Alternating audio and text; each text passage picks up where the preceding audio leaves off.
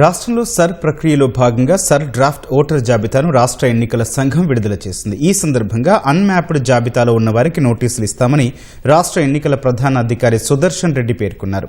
92 లక్షల మందికి నోటీసులు ఇస్తామని వెల్లడించారు. నోటీసులు అందుకున్న వ్యక్తులు గడువులోపు సమాధానం ఇవ్వాలని సూచించారు.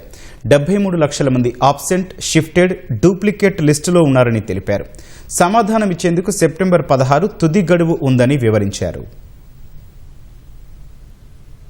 హలో సార్ సిఓ గారు రైట్ సైడ్ సార్ సిఓ గారు రైట్ సైడ్ సార్ మీరు enrolled at multiple places 6.7 lakh అని దీంట్లో మెన్షన్ చేశారు కదా సార్. అంటే వాళ్ళు 2 ప్లేసెస్లో ఎస్ఏఆర్ ఫామ్ సబ్మిట్ చేశారా సార్? అంటే పేరున్నట్టు గుర్తించడం జరిగింది. అంటే ఎస్ఆర్ ఫార్మ్స్ మల్టిపుల్ 2 చోట్ల పేరున్నాయని చెప్పి గుర్తించారు కాబట్టి వాళ్ళు ఆ లిస్ట్కి వచ్చారు. ఒక చోట ఉంటుంది, ఇంకో చోట పోతుంది. 2 చోట్ల వాళ్ళు సబ్మిట్ చేసినందుకు సబ్మిట్ చేశారా? సబ్మిట్ చేసిన వాళ్ళే కదా కూడా ఒక చోట ఉంది.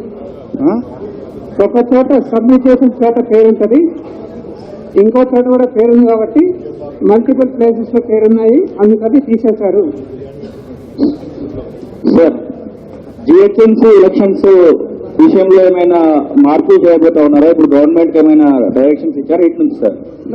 ఇప్పుడు ఓటర్లకు సంబంధించి తగ్గిపోయాయి కదా, రంగారెడ్డి, హైదరాబాద్ జిల్లాలలో కొత్త ఓటర్ లిస్ట్ అని జిహెచ్ఎంసీకి వెళ్ళాలని, లేకపోతే డిడబ్ల్యూఎంసీ కూడా త్వరలో రాబోతా ఉంది. ఈ ఓటర్ లిస్ట్ వచ్చే వరకు వెయిట్ చేయాలని చెప్పేసి ఏమైనా డైరెక్షన్ ఇవ్వబోతా ఉందా ఈసీ అంటే ఏం చెప్తారు? GHMC elections, local body elections CEO పరిధిలో లేవండి. బట్ ఓటర్ లిస్ట్ అనేది మారుతుంది కదా, దాదాపు 50% ఆఫ్ ది ఓటర్స్ తగ్గిపోయారు కదా, దానికోసమని మా ప్రశ్న.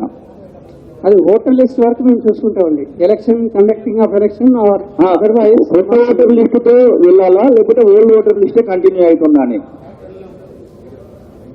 ఈ ఓటర్ లిస్ట్ ఏదైతే ఇప్పుడు పబ్లిష్ చేస్తున్నామో దాన్ని బేస్ చేసుకుని వెళ్తారండి వాళ్ళు ఎలక్షన్స్.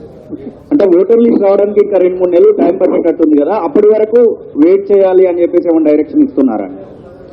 స్టేట్ ఎలక్షన్ కమిషన్ కైనా స్టేట్ ఎలక్షన్ కమిషన్ వాళ్ళు చూసుకోవాలి, మాకు సంబంధం లేదు. Okay thank you.